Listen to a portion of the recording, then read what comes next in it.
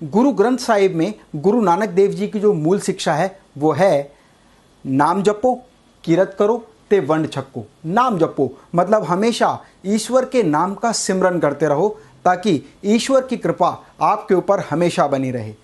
किरत करो मतलब कड़ी मेहनत से काम करो और कड़ी मेहनत से काम करने पर कमाया पैसा ही आपके परिवार के लिए फलदायी होगा। और वंड छक्को मतलब मिल बांट कर खाओ।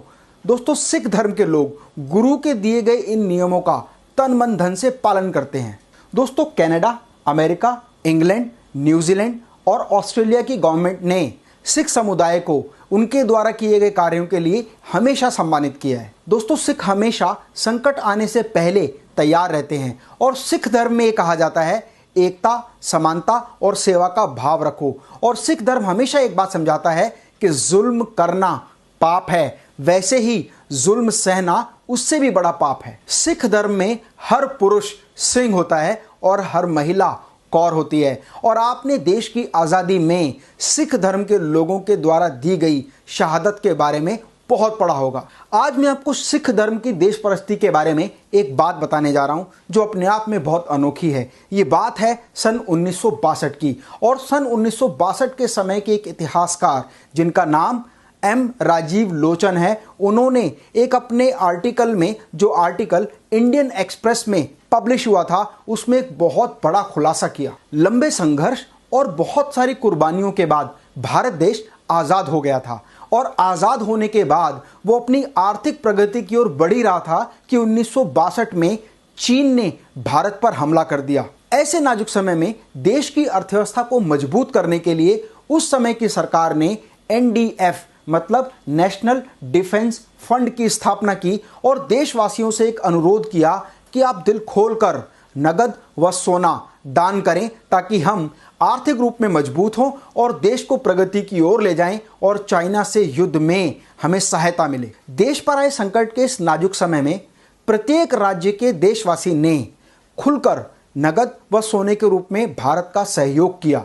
और उस समय सिख समुदाय और पंजाब के लोगों द्वारा दिए गए योगदान को देखकर पूरा भारत दंग रह गया। NDF यानी नेशनल डिफेंस फंड के आंकड़ों के अनुसार 28 नवंबर 1962 को पूरे भारतवर्ष से जो कलेक्शन आया वो 8 करोड़ रुपए का था। और उस 8 करोड़ की राशि में 46% का जो रिवेन्यू रिसीव हुआ वो केवल पंजाब और सिख समुदाय से हुआ। मतलब 8 करोड़ में से 3.68 करोड़ रुपीस केवल पंजाब और सिख समुदाय ने दिए। पूरे देश से जो गोल्ड योगदान के रूप में प्राप्त हुआ था वो 257 किलो 32 ग्राम था, जिनमें से अकेले पंजाब ने 252 किलो सोना, गहने और वो गोल्ड मेडल जो महाराजा रंजीत सिंह के शासनकाल में लोगों ने जीते थे वो भी शामिल थे, जिनकी गिनती 12,000 थी।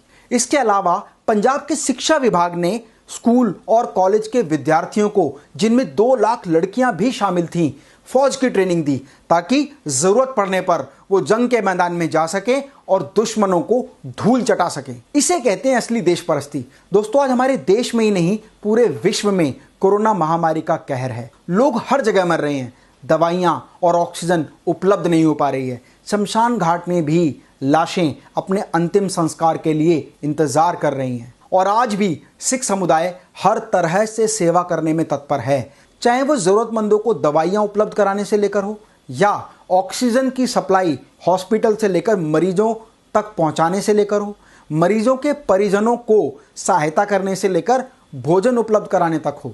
सिख समुदाय हर तरह से तत्पर है और निडर होकर उनकी सेवा में सबसे आगे खड़ा है। इसीलिए कहते हैं गुरु गोविंद सिंह जी के बंदे अपनी जान की परवाह किए बिना सदियों से मानवता की सेवा करते आए हैं, करते हैं और करते रहेंगे।